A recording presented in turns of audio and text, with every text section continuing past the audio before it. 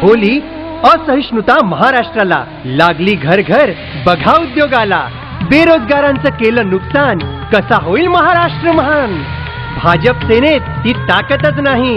असहिष्णुतेच्या वातावरणामुळे राज्यामध्ये उद्योग लावण्याकरता कोणी पुढे येत नाहीये आणि जे आश्वासन दिली जातात त्याची पूर्तता केव्हा होईल हे निश्चित सांगता येत नाही आणि म्हणून बेरोजगारांचा हा प्रश्न मार्गी लावायचा असेल तर महाराष्ट्र संपन्न झाला पाहिजे आणि त्याकरता या सरकारकडून हे होणं शक्य नाहीये आणि म्हणून हे करायचं असेल हा लढा आपल्याला करावा लागेल। आमच्याबरोबर या आणि या लढ्यामध्ये सामील व्हा।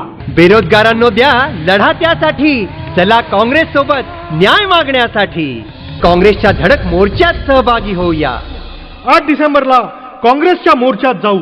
या दुपारी 12ला दीक्षाभूमीवर नेऊ धडक मोर्चा विधान भवनावर। राज्यभरातून या ना सारे जण प्रदेश काँग्रेसचे हे आवाहन।